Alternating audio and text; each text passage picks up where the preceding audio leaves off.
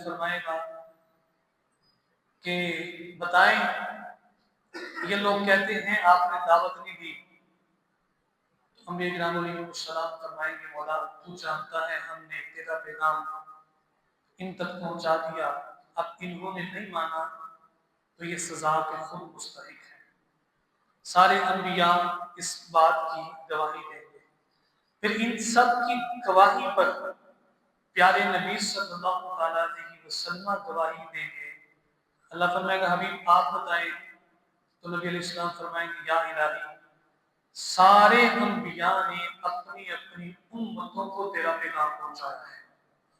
نبی علیہ السلام کو چونکہ اللہ نے ما کانا کا علم عطا فرما دیا ہے، جو ہو چکا ہے، جو انبیاء کرام علیہ السلام کی امتوں نے اپنے انبیاء کا مذاق اڑایا، اکٹھا کیا اور ان کے ساتھ ایسا بیہیویئر کیا جو نہیں کرنا چاہیے تھا، تو اس بات کا علم اللہ نے اپنے رسول صلی اللہ علیہ وسلم کو عطا فرما دیا ہے.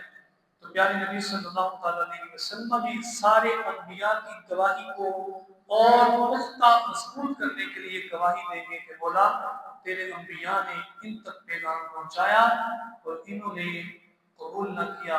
جنہوں نے قبول کیا آج وہ اپنے نبیوں کے ساتھ ہوں گے. پھر اس کے بعد جامع احکام اللہ نے فرمایا اللہ رب العزت عدل، احسان اور قرابت داروں کو دینے کا حکم دیتا ہے. مال دیں اپنے رشتہ داروں کو. انسان نے جب مال خرچ کرنا ہو تو سب سے پہلے تلاش کرے اس کے جو عزیز اقربا رشتہ داروں میں غریب ہیں، کمزور ہیں، ان پر خرچ کرے. پھر باہر کی طرف جائے، اس سے ڈبل ثواب ہوگا. ایک ان کی مدد کرنے کا ثواب، دوسرا رشتہ دار سمجھ کر خیرات کرنے کا، صلہ رحمی کا اللہ ثواب عطا فرمائے گا.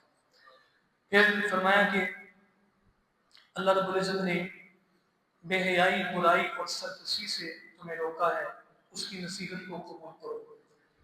آیت نمبر 91 میں وعدے کی پاسداری کا حکم دیا. فرمایا قسمیں کھا کر وعدے نہ توڑو. پہلے اگر کسی چیز کا عہد قبول کر لیتے ہو، وعدہ کر لیتے ہو تو اسے پورا کرو. میں فلاں کام کر دوں گا، نہیں کرتے. اور ہماری آج کی معاشرتی جو صورتحال خراب ہے اس میں اس چیز کا بڑا اہم حصہ ہے. جو لوگ تاجر ہیں، تجار ہیں، مارکیٹ کے احباب ہیں. مارکیٹ ڈاؤن اس لیے ہے، نظام تباہ و برباد اس لیے ہے، لوگ وعدہ کرتے ہیں اس میں پورا نہیں ہوتا. اور اتنے سچے کھڑے ہو کر اطمینان دلا رہے ہوتے ہیں لیکن زمین و خوار کرتے ہیں. کوئی چیز آرڈر میں نہیں ہے، یہ آپ کو پرسوں مل جائے گی، 9 تاریخ کو مل جائے گی. 9 تاریخ آ گئی، اجی لائٹ نہیں تھی، فلاں مسئلہ ہو گیا، یہ مسئلہ ہو گیا، اس لیے آپ کو 10 کو ملے گی. 10 کو کوئی کاریگر کی ماں فوت ہو گئی، اچھا 11 کو مل جائے گی. 11 کو جائیں تو 13 کو 14 کو. پیسے لینے ہیں کسی سے، کسی شخص نے، تو وہ اسے ذلیل کرتا ہے. مال اس نے اٹھا لیا ہے، ایگریمنٹ ہو گیا بھائی 6 مہینے بعد پیسے واپس کرنے، وعدہ ہو گیا، اس وعدے کو توڑ دیا.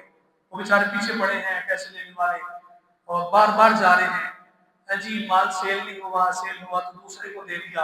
ایسے بہانے بازی بناتے. اور اس وجہ سے مارکیٹ لیول اتنا نیچے آ گیا، معاشرت کے اعتبار سے معاشی طور پہ کمزور ہو گئی.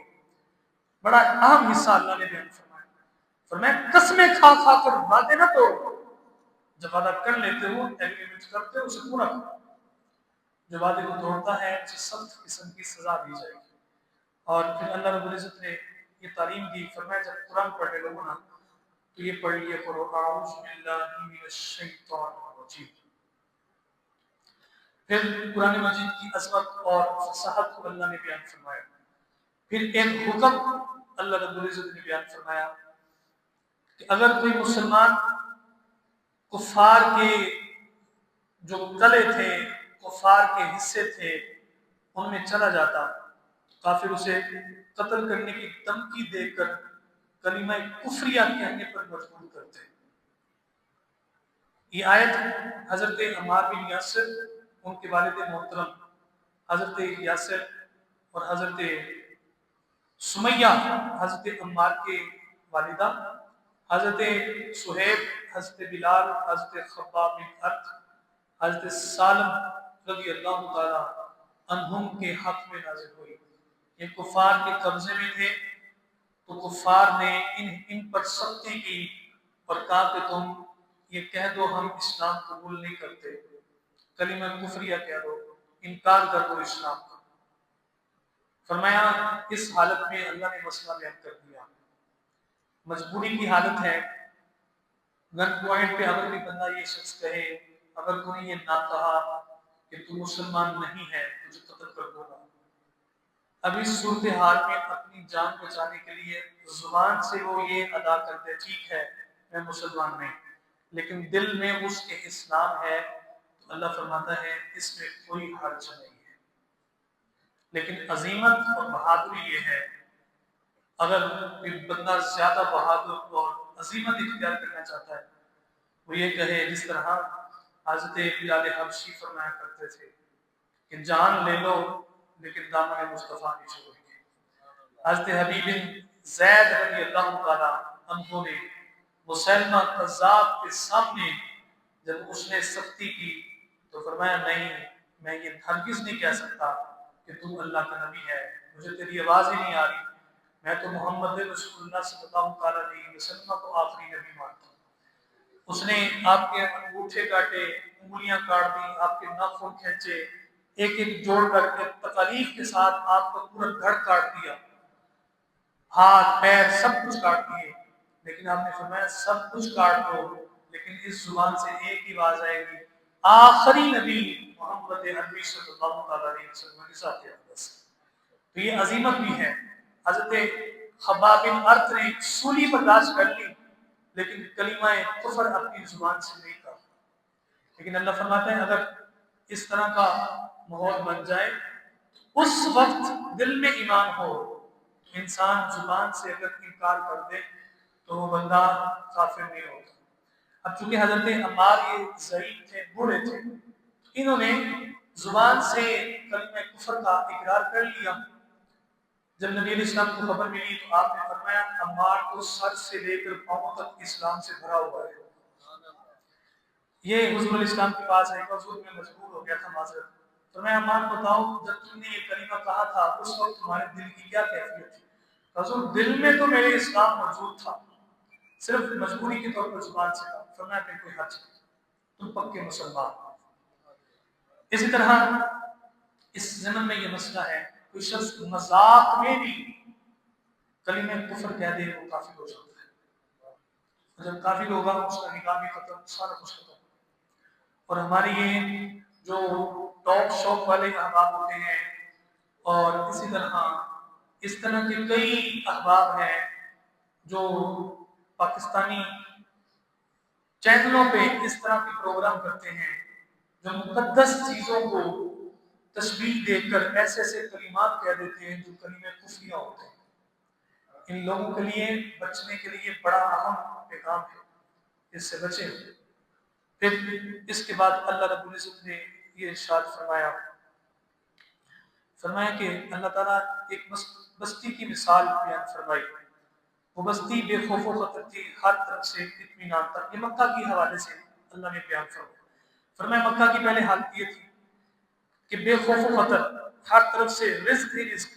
نبی علیہ السلام تشریف لائے، مکہ والوں نے انکار کیا، آپ نے جب دعائیں ضرب فرمائی 7 سال تک مکہ میں قحط طاری ہو گیا۔ یہ انکار کرنے کی وجہ تھی کہ انہوں نے پیارے نبی علیہ السلام کا انکار کیا۔ پھر اللہ رب العزت نے فرمایا مردار خون، سور کا گوشت اور وہ جس کے ذبح پر غیر اللہ کا نام لیا گیا ہے وہ حرام ہے۔ اور اس میں ایک مسئلہ بیان کریں، ہمارے معاشرے میں یہ مسئلہ مشہور ہے کہ جس نے سور کا نام لیا اس کی زبان کا پاک ہونا، ہرگز ایسا نہیں، ہرگز ایسا نہیں۔ قرآن میں ذکر ہے اس کا، ہاں کھانا حرام ہے بدترین جانور، کھانا حرام ہے، اور اس کا نام لینے سے کوئی زبان کا پاک نہیں ہوتی، ایسے لوگوں نے اپنی مسائل کھڑے ہوتے ہے، یہ سخت حرام۔ کفار کا یہ سسٹم تھا کہ انہوں نے کچھ چیزوں کو خود حلال کر لیا، کچھ کو حرام۔ اللہ فرماتا ہے انہوں نے یہ جو کہتے ہیں نا ھذا حلال و ھذا حرام، یہ حلال ہے یہ حرام ہے، इन्होंने अल्लाह पर झूठ बांधा है, इफ्तिरा बांधा है। आज भी हमारे सीधे साधे से कुछ ऐसे प्यारे भाई होते हैं जिनको कम इल्मी की वजह से जो इस्लाम में पसंदीदा जायज कामों को हराम बिदअत शिर्क कह के खुद इस्लाम के ठेकेदार और शरीयत के ठेकेदार बन जाते हैं। हालांकि ऐसा नहीं होना चाहिए। जिस चीज को कुरान हदीस में हराम कहा वो हराम, अब जिस चीज को नहीं कहा वो हराम नहीं। जो मुश्तबिहात है उनसे उलमा के हवाले से रुजू करना चाहिए, जिनके बारे में पता नहीं हराम है या हलाल। अब देखें सोशल मीडिया पे आपको फतवे मिल जाएंगे नबी अलैहिस्सलाम की आमद की खुशी के हवाले से लोगों ने फतवे दिए, जायज नहीं हराम है। मिलादुन नबी वना माज़अल्लाह अलैहि, किसी का फोन कोई हो जाए तो उसके लिए कुल 40वां साता करना जायज नहीं। ये मनगढ़ंत अपने से चीजें बनाई, किसी एक का भी मना का सबूत कुरान और हदीस से कोई दिखा दे, मैं इधर मौजूद हूँ, उस बंदे की बैत करने के लिए तैयार हूँ। किसी एक का सबूत मना का कि इसको मना किया गया, ये आपस में गड़े हुए। अल्लाह फरमाता है ऐसे नहीं, ये अल्लाह पर झूठ बांध रहे। हलाल और हराम का हक ये सिर्फ प्यारे नबी सल्लल्लाहु अलैहि वसल्लम को है। जो अल्लाह ने हराम किया तो नबी अलैहि सलाम ने हराम किया, और जिनसे बचने का हुक्म दिया, फिर जो उलमा मुस्तहिदीन हैं वो कुरान और हदीस के बयान करदा ऑब्जर्वेशन उसूलों से उन चीजों का हुक्म निकालते हैं। फिर अल्लाह रब्बुल इज्जत ने आखिर में एक बात इरशाद फरमाई, फरमाया जब दावत किसी को देनी है ना, तबलीग करनी है, तो बड़ी हिकमत के साथ उन्हों इला सबीली रब्बिका बिल हिकमा, फरमाया महबूब अलैहिस्सलाम इनको इस्लाम की तरफ बुलाएं हिकमत के तौर पर। हिकमत का जो निज़ाम है वो बरकरार रखा जाए, बड़े प्यार मोहब्बत इखलास के साथ, नरम अल्फाज के साथ। बात अगरचे मजबूत हो लेकिन अल्फाज नरम। अब एक बंदा किसी को कहे चले नमाज पढ़, नहीं पढ़ेगा, लेकिन उसे कह दे प्यारे भाई आए नमाज पढ़े, नमाज पढ़ेंगे, अल्लाह के हुजूर सजदा करेंगे, दिमाग में अल्लाह अनवर व तजल्लियात नाज़िल करेगा, जितने वायरस हैं बीमारियां हैं अल्लाह सभी दूर फरमा दे। और नमाज पढ़े, नमाज में बरकत है, नमाज में चाशनी है, नमाज में अल्लाह रब्बुल इज्जत ने मोमिनों की मिराज रखी हुई है। ठीक है, तो ये प्यारे नबी सल्लल्लाहु अलैहि वसल्लम ये बात इरशाद फरमाया हिकमत के साथ बुलाएं, हिकमत के साथ, हिकमत के साथ। हर मामले में हिकमत का जो रास्ता है वो इख्तियार करना चाहिए। हमारे पास ऐसे भी लोग हैं जो यहाँ तशरीफ फरमा है और उन्हें अल्लाह रब्बुल इज्जत ने ये ताकत अता फरमाई होती है कि वो लोगों को बड़े इखलास के साथ, बड़ी मोहब्बत के साथ मिलते हैं। मोमिन का अखलाक अच्छा होना चाहिए। दूसरे नंबर पर फरमाया नसीहत करें, अच्छी नसीहत। तीसरे नंबर पर फरमाया अगर उनसे बहस करनी पड़ जाए तो बहस का तरीका भी अच्छा हो। इस तरह नजरान के ईसाई जब नबी अलैहिस्सलाम के पास आए ना मुनाजरे के लिए, तो आपने बड़े कमाल दलाइल दिए और अल्फाज इतने खूबसूरत चुने, वो बेबस हो गए। नहीं माना उन्होंने, उनका अपना फेल था, बेबस हो गए। ये मान गए कि हम लाजवाब हो गए, हमें इस पर कोई जवाब नहीं आता। आज अगर यही अहले इल्म में तरीका राइज हो जाए, अगर किसी मसले पर बहस करनी है तो दलाइल के साथ करें और अच्छे अंदाज के साथ करें, उस मसले का हल निकालें। ऐसा नहीं होता बल्कि दो तरफ लोग बैठ जाएं, एक अपने दलीलें देता है, वो अपने दलाइल देता है, और एक दूसरे को बुरा भला कह के, बदतमीज कह के, कुफर काफिर के कुफर के फतवे लगा बोलते हैं। मसले का हल ही कोई हल नहीं निकलता। हल निकाल के लिए फहमो इदराक के लिए जरूरी है कि ये रास्ता बनाया जाए। फिर सूरह बनी इसराइल का आगाज हुआ। हमने पाया सूरह बनी इसराइल को अल्लाह रब्बुल इज्जत ने नाजिल फरमाया। 50 नंबर ये सूरत है नुज़ूल के एतबार से, और कुरान मजीद में जो इसका नंबर है वो 17वें नंबर पर ये सूरत आती है। और इसी तरह इसको बनी इसराइल इसलिए कहते हैं कि इसमें बनी इसराइल का वाक़या मौजूद है, इसलिए इसे सूरह बनी इसराइल कहते हैं। इस सूरत का एक नाम इसरा भी है। इसरा कहते हैं رات کے وقت سفر کرنا، چونکہ اس میں اللہ نے سفر معراج کو بیان فرمایا، اس لیے اسے اسراء بھی کہتے ہیں۔ اور اسی طرح اس سورت کا نام سبحان بھی ہے، اس کا آغاز اللہ نے اپنی صفت سبحان سے فرمایا، اس لیے اس سورت کو سورہ سبحان بھی کہتے ہیں۔ ارشاد عظیم ہے، سبحان الذی اسری بعبدہ لیلا من المسجد الحرام الی المسجد الاقصی، فرمایا پاک ہے وہ ذات، پاک ہے وہ ذات، ہر قسم کے نقص عیب سے پاک ہے وہ ذات۔ اب چونکہ مسجد حرام سے مسجد اقصی تک کا جو سفر 1 ماہ کا سفر ہے، تو یہ اللہ نے راتوں رات کروایا، رات کے تھوڑے سے حصے۔ اب عام بشر کے اندر یہ پاور نہیں کہ 1 مہینے کا سفر تھوڑے سے حصے میں طے کر لیں۔ پھر آسمانوں کا سفر ہے، پھر سدرۃ المنتہی، عرش کا سفر، تو راتوں رات کیسے کروا دیا؟ اللہ فرماتا ہے یہ جو عیب ہے مخلوق کے اندر ہے، لیکن سبحان اللہ اس عیب سے پاک ہے۔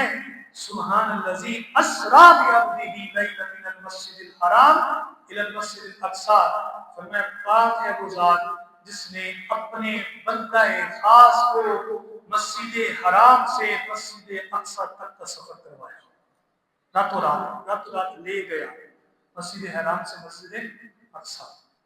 تو اب یہ لے جانے کے حوالے سے جو قدرت ہے رب کی کامل ہے، وہ اس عیب سے پاک ہے کہ نہیں لے جا سکتا، اس لیے پہلے اللہ نے سبحان کا ذکر کرنا۔ پھر دیکھیں چونکہ اس میں شان مصطفیٰ صلی اللہ علیہ وسلم بیان ہوئی، تو اس سے پتہ چلتا ہے نبی علیہ السلام کی شان بیان کرتے ہوئے، شان سنتے ہوئے سبحان اللہ کہنا خود اللہ کی سنت مبارکہ ہے۔ اللہ نے اپنے حبیب علیہ السلام کی شان بیان کرنے سے پہلے بات اللہ کی ذات پاک ہے۔ مسجد حرام میں نبی علیہ السلام تشریف فرما تھے، حدیث کعبہ میں حضرت سیدنا جبرائیل علیہ السلام تشریف لائے۔ ایک روایت میں ملتا ہے آپ حضرت ام ہانی کے گھر میں موجود تھے، آپ وہاں تشریف لائے، دروازے بند تھے، آرام فرما رہے تھے، چھت بھی بند تھی۔ مولا سب کچھ بند ہے، کیا کرو؟ فرمایا اے جبرائیل علیہ السلام، اللہ رب العزت نے آپ کو طاقت دی ہے، چھت کھول کے اندر چلے جاؤ۔ چھت کھل سکتی ہے کہ نہیں کھل سکتی؟ نہیں کھل سکتی، مدینہ چلے جاؤ، چھتیں کھلتی بھی ہیں، بند بھی ہوتی، کھلتی کہ نہیں کھلتی؟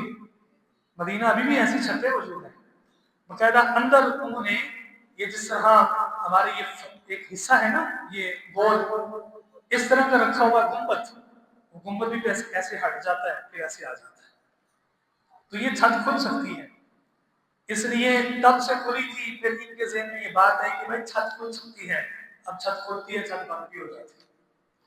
ورنہ ہے جبرائیل علیہ السلام آپ کو پاور دی ہے، آپ چلے جائیں اندر، اور کہا حضور یا اللہ تیرے حبیب سوئے ہیں، آرام فرما رہے ہیں، کیسے جتاؤں؟ فرمایا اپنے کفوری ہونٹوں سے میرے محبوب کے پاؤں کا بوسہ دے کے اٹھاؤ۔ پھر نبی علیہ السلام تشریف لائے اور آپ فرماتے ہیں میں دیکھتا ہوں کہ فرشتوں کے سردار آئے ہیں اور ان کے ساتھ 70 ہزار کے فرشتے ہیں جو مجھ پر درود و سلام پڑھ رہے ہیں اور مجھے اللہ رب العزت سے ملاقات کروانے کے لیے لے کے آئے۔ کیسا سما اور کتنا عظیم وہ منظر تھا، ہر طرف ساری کائنات خاموش، ساری کائنات، اللہ رب العزت ہے، فرشتے ہیں، سارے اس منظر کو دیکھ رہے۔ نبی علیہ السلام کا شق صدر ہوا، یہاں سے لے کر یہاں تک سینہ آپ کا کھولا گیا اور نبی علیہ السلام بالکل ایسے تشریف فرما ایسے، اور آپ فرماتے ہیں میں نے دیکھا میرے دل کو نکالا گیا، اس میں حکمتیں اور اللہ کے انوار تجلیات اونٹے لے گئے، پھر اس کو واپس کر دیا۔ یہ پوری سرجری ہوئی، پوری ہارٹ سرجری بھی ہوئی، ایک خون کا قطرہ بھی نہیں ٹپکا، بلکہ نور کی شعائیں نکل رہی تھی جن سے آسمان منور ہو رہا تھا، ایسی شعائیں نکل رہی تھی۔ یہ نبی علیہ السلام کا آپ کا مقام ہے جو اللہ نے آپ کو عطا فرمایا۔ اس سے پتہ چلتا ہے کہ پیارے نبی صلی اللہ علیہ وسلم کی حالت عام بشروں جیسی نہیں ہے، عام بشروں جیسی، کیونکہ اگر کسی کا بائی پاس ہو، ہارٹ سرجری ہو جائے نا، تو کم از کم کتنے مہینے آرام کرنا پڑتا ہے ڈاکٹر صاحب؟ 2-3 مہینے تو لگ ہی جاتے ہیں، 2-3 مہینے ہو نہیں سکتے، یہ نہیں صاحب کا بھی ہوا ہوا ہے، کتنے مہینے کرنا پڑتا ہے؟ 4 مہینے، 4 مہینے سفر نہیں کرنا اور پتہ بھی کچھ نہیں ہوتا۔ اور نبی علیہ السلام دیکھیں اس کے بعد کیسا سفر ہوا، کس سواری پہ ہوا؟ براق۔ براق اسے اس لیے کہتے ہیں بجلی سے بھی زیادہ تیز رفتار تھی، جہاں اس کی نگاہ جاتی تھی وہیں اس کا قدم جاتا تھا، اتنی تیز رفتار سواری پہ نبی علیہ السلام بیٹھ کر گئے، اوپر تو چھت بھی نہیں تھی، کوئی چکر نہیں تھی، ادھر 100 کی سپیڈ پہ پورے حشر ہوئے ہوتے ہیں۔ یہی بندہ جو اس طرح کی بات کرے کم علم کی وجہ سے کہ وہ تو ہمارے جیسے ہیں، بڑے بھائی جیسے ہیں، ماشاء اللہ علیہ وسلم، اس کو ایسی تیز موٹر سائیکل پہ پوری سپیڈ کے ساتھ سواری کروانی چاہیے، پتہ چل جائے گا کہ شان عام بشریت کیا ہے اور خاص بشریت کی شان کیا ہے۔ دیکھیں ہمارے آقا صلی اللہ علیہ وسلم کی کیسی شان ہے، آپ اللہ نے کتنی شانیں عطا فرمائیں۔ آپ تشریف لے کر گئے، رستے میں 3 مقام پر نبی علیہ السلام رکے، تو حضور عیسیٰ علیہ السلام کی پیدائش پہ اور مدینہ کی منورہ نفل ادا فرمائے۔ پھر اس کے بعد پیارے نبی صلی اللہ علیہ وسلم مسجد اقصیٰ پہنچے، رستے میں کئی چیزیں آپ نے دیکھی۔ مسجد اقصیٰ پہنچے تو نبی علیہ السلام فرماتے جب میں براق پہ سواری کرتا تھا، حضرت سیدنا موسیٰ علیہ السلام کو میں نے دیکھا، امام مسلم نے مسلم شریف میں لکھا، فرماتے نبی علیہ السلام فرماتے میں نے دیکھا موسیٰ علیہ السلام اپنی قبر میں نماز پڑھ رہے تھے، نماز ادا فرما رہے تھے۔ پھر جب میں پہنچا مسجد اقصیٰ میں تو ادھر بھی مجھ سے پہلے موسیٰ علیہ السلام موجود تھے۔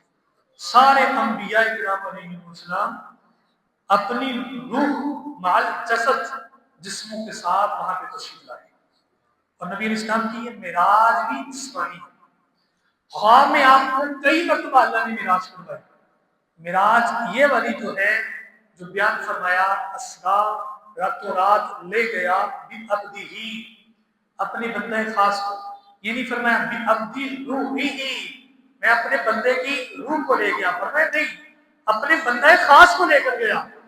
نبی علیہ السلام کو روح مال جسد کے ساتھ معراج ہوئی، جسمانی معراج۔ پھر آپ وہاں پہنچے، سارے انبیاء نے صفیں بنائی تھی، استقبال کیا نبی علیہ السلام کا۔ پھر مصلی امامت پر جبرائیل علیہ السلام نے نبی علیہ السلام کا دست اقدس پکڑ کے آپ کو کھڑا کیا، حضور آپ ان کی امامت کروائیں، آج واضح اعلان ہو جائے اللہ نے صرف آپ کو نبی نہیں بنایا، نبیوں کا امام بنایا ہو۔ پھر آپ نبیوں کے بھی نبی، سب نبیوں کے نبی ہمارے آقا صلی اللہ علیہ وسلم۔ پھر آسمان پہ تشریف لے کر گئے اور پہلے آسمان پر حضرت سیدنا آدم علیہ السلام پر ملاقات ہوئی، دوسرے آسمان پر حضرت یحییٰ اور عیسیٰ علیہ السلام سے ملاقات ہوئی، تیسرے آسمان پر حضرت یوسف علیہ السلام، چوتھے آسمان پر حضرت ادریس، پانچویں پہ حضرت ہارون، حضرت موسیٰ علیہ السلام چھٹے آسمان پر، اور ساتویں آسمان پر حضرت ابراہیم علیہ السلام، اور اس سے آگے سدرۃ المنتہا جہاں تک نوریوں کے سردار جبرائیل علیہ السلام نے عرض کی حضور اب آگے نہیں جا سکتا۔ اس سے آگے پیارے نبی صلی اللہ علیہ وسلم نے سفر فرمایا، اللہ کے جلووں کو دیکھا اور اللہ کا دیدار کیا، اور اس وقت جو باتیں ہوئیں قرآن میں اللہ نے بیان فرما دیا، فَأَوْحَىٰ إِلَىٰ عَبْدِهِ مَا أَوْحَىٰ، کتنا فرق تھا، ثُمَّ دَنَا فَتَدَلَّىٰ فَكَانَ قَابَ قَوْسَيْنِ أَوْ أَدْنَىٰ، جتنا 2 کمانوں کے درمیان فاصلہ ہوتا ہے اتنا فرمایا اس سے بھی کم، اور اس وقت اللہ نے اپنے حبیب علیہ السلام کو فرمایا ادنو منی، بابو ذرا تھوڑا میرے ہو جاؤ، قریب آ جاؤ، ادنو منی میرے قریب آ جاؤ۔ قرب خاص میں اللہ رب العزت نے اپنے حبیب علیہ السلام کو دیدار کروایا۔ آپ جب واپسی تشریف لائے تو واپسی پر سیدنا جبرائیل علیہ السلام سے پوچھا میں نے اتنا کچھ دیکھ لیا، تو یہ مکہ والے تو آگے انکار کرتے ہیں، ان کو بتاؤں گا تو کیسے تصدیق کریں گے، کون میری تصدیق کرے گا؟ تو عرض کی یا رسول اللہ صلی اللہ علیہ وسلم صدیق کا ابو بکر فہو صدیق، آپ کی تصدیق صدیق اکبر کریں گے اور اللہ نے انہیں سچا بنایا ہوا ہے۔ یہ نبی علیہ السلام کا سفر معراج مختصراً جو میں نے عرض کیا، اللہ نے آپ کو اس کی نعمتوں سے نواز۔ پھر اس کے بعد اللہ رب العزت نے بنی اسرائیل کے حوالے سے کچھ گفتگو فرمائی اور ارشاد فرمایا اللہ رب العزت نے کہ ہم نے ہر انسان کا اعمال نامہ اس کے گلے میں لٹکا دیا اور قیامت کے دن یہ اعمال نامہ ایک کھلی ہوئی کتاب کی صورت میں ہوگا۔ اللہ فرمائے گا اقرأ کتابک، اللہ فرمائے گا پڑھ اپنی کتاب، آج پڑھ کتاب، ایسے اللہ کے سامنے پڑھے گا کتاب بند کر کے، اب اس میں دیکھے گا چوریاں بھی ہیں، جھوٹ بھی ہے، فروڈیاں بھی ہیں، بے نمازی کی سزا کے حوالے سے بھی ذکر ہے، تنہائی میں خیانتیں بھی ہیں۔ اللہ کے سامنے اللہ فرمائے گا پڑھ اقرأ کتاب، پڑھ اپنا نامہ اعمال، پڑھ آج تو جو لے کر آیا، جو دنیا میں کر کے آیا، کانپے گا، بند کر دے۔ اور بعض ایسے بھی ہوں گے جن کے اعمال میں جب وہ نکالنے میں لمبے لمبے سجدے ہوں گے، لمبی لمبی تسبیحات ہوں گی، جن کے نام اعمال میں دین کے لیے وقت نکالنا ہوگا، دین کے لیے مال خرچ کرنا ہوگا، اور سب سے بڑی بات جن کے نام اعمال میں عشق مصطفیٰ صلی اللہ تعالیٰ علیہ وسلم کی گٹھی موجود ہوگی، جنہوں نے حضور علیہ السلام کو تصویر کی، ایسے بھی لوگ ہوگے۔ لیکن اللہ کے فضل سے ہر ایک نے کامیاب ہونا ہے، جب وہ دیکھیں گے تو وہ خوش ہوں گے۔ اب یہ جب دیکھے گا اتنے برے اعمال، یہ کرتا رہا، یہ کرتا رہا، کیونکہ سب کچھ ان کے سامنے آ گیا،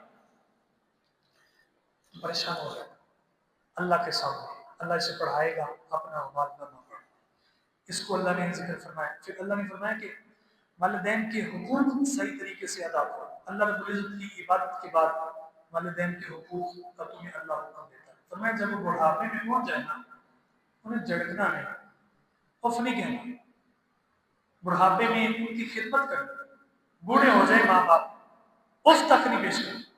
اور علماء کرام نے، مفسرین نے اف کے حوالے سے جو چیزیں بیان کی نا، کہا یہ ناخن کے اندر جو میل پھنس جاتی ہے نا، اس میل کو نکالنے میں جتنی تکلیف ہوتی ہے نا، اتنی تکلیف بھی انہیں بڑھاپے میں نہیں دے گی۔ یہ نہیں کہنا ابا جی آپ کو کیا پتا، ہم تو اپ گریڈ ہیں، اپ ڈیٹ ہیں، ہم تو اپ ڈیٹ ہیں، نئے زمانے میں رہتے ہیں، تو ہی پرانے زمانے میں لوگ آپ نہیں پتا، جو ان کو پتا ہے نا وہ نہیں پتا، وہ ہمیں نہیں پتا، اولاد کو نہیں پتا، ان کی عقل بڑی وسیع ہے۔ یہ علیحدہ مسئلہ ہے کہ والدین کئی چیزوں کو اگنور کر دیتے ہیں، کئی چیزوں کو اگنور کرتے ہیں، پتہ سارے ہوتے ہیں، پتہ ان کو سب ہی ہوتی ہے، تو یہ کبھی نہیں کہنا چاہتے۔ عظمت والدین کی بڑی حیثیت۔ نبی علیہ السلام نے فرمایا میری والدہ مجھے آواز دیتی میں نماز پڑھ رہا ہوتا تو نماز چھوڑ کے چلا جاتا، اتنی بڑی بات ہے شاہ۔ حضرت حلیمہ سعدیہ جب آتی آپ کی رضائی والدہ اپنی کملی والی چادر حضور ان کے نیچے بچھا دیتے، اور جتنی تک سیدہ حلیمہ سعدیہ کھڑی رہتی نبی علیہ السلام اتنی دیر کھڑے رہتے۔ جو نئے نئے صحابہ کے لوگ پوچھتے ہیں دوسرے صحابہ سے کہ کون سی عورت ہے حضور اتنی تعظیم کرتے ہیں اور کھڑے رہتے ہیں، چپ کر کے سنتے رہتے ہیں، کہ یہ وہ ہیں حلیمہ سعدیہ جنہوں نے رسول اللہ کو دودھ پلایا تھا۔ حقیقی والدہ تو آپ کی دنیا سے رخصت ہو گئی تھی، اتنی تعظیم فرمائی۔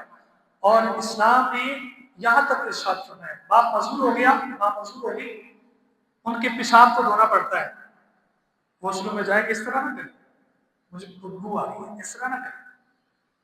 وہ لمحہ یاد کرے جب دن میں 3-4 مرتبہ سردیوں میں اس کے واش روم کو، اس کے پخانے کو، پیشاب کو دھویا کرتے تھے۔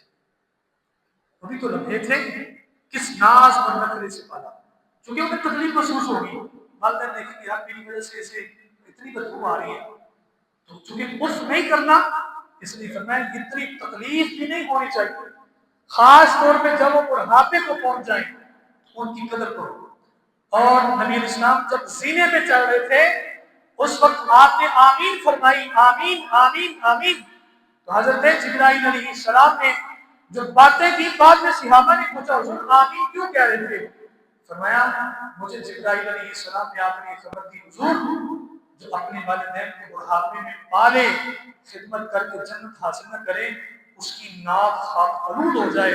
میں نے کہا آمین۔ ذلیل و خوار ہو جائے گا جس نے والدین کو بڑھاپے میں پا لیا اور قدر نہ کی۔ اور نبی علیہ السلام نے فرمایا جو شخص آتا ہے اس کا رزق بڑھ جائے، اس کی عمر لمبی ہو جائے، اپنے والدین کے ساتھ حسن سلوک کیا کرے۔ اے باپوں کے پاس جا جا کے تھک نہ جاؤ، والدین کے ساتھ اچھا سلوک کرو، یہ اسلام کا پیغام ہے۔ اب اس سے مراد دو نمبر بابیں، حقیقی بابیں نہیں، چونکہ جو حقیقی ہوتے ہیں وہ اولیاء اللہ کی تعظیم سکھاتے ہیں۔ میرے شیخ محترم اپنی تقریر میں آن دا ریکارڈ جملہ کہا کرتے تھے، فرماتے تھے اگر کسی کے والدین یہ کہیں نا منیر احمد یوسفی کی بیعت توڑ دو، تو ان کا کہنا مان کے بیعت توڑ دو، ان کا حکم ماننا۔ اولیاء اللہ والدین کی تعظیم سکھاتے ہیں، وہی تو بتاتے ہیں، وہی تو بتاتے ہیں، دین ہی بتاتا ہے کہ والدین کا مقام کیا ہے۔ حالانکہ وہ ایسے شیخ کامل ہیں حضرت علامہ منیر احمد یوسفی، کئی شیوخ کے استاد ہیں، اپنے وقت کے بڑے بڑے علماء شیوخ الحدیث ان کے سامنے آ کے ایسے بیٹھے ہوئے تھے اور کہتے تھے یوسفی صاحب اللہ نے آپ کو یہ خاصیت دی ہے کہ آپ حوالے جانتے ہیں، ہمیں فلاں حوالات بتا دیں، فلاں حوالہ بتا دیں۔ بڑے بڑے علم کے سمندر ان کے پاس آ کر بیٹھتے تھے۔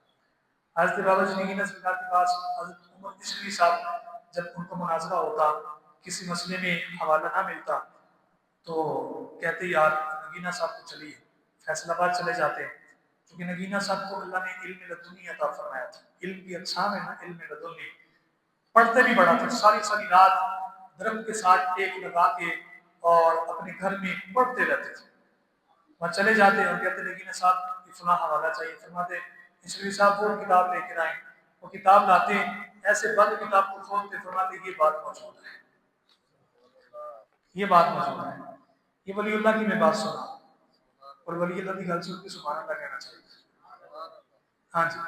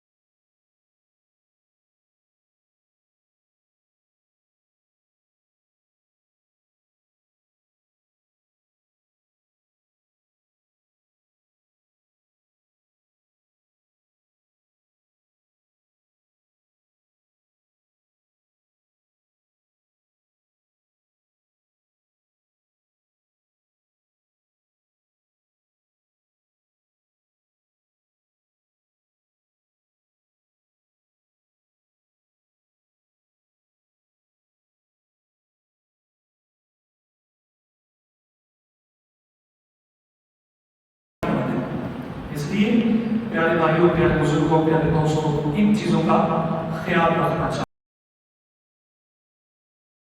پھر اللہ رب العزت نے عبادت ارشاد فرمائی، نماز تہجد پڑھو، فجر کی فضیلت بیان فرمائی، تہجد کے حوالے سے بیان فرمایا، نبی علیہ السلام کے مقام محمود کو اللہ رب العزت نے بیان فرمایا، اور اولاد آدم کو فرمایا ہم نے تقریب کی، عزت دی، اس کا اللہ رب العزت نے بیان فرمایا۔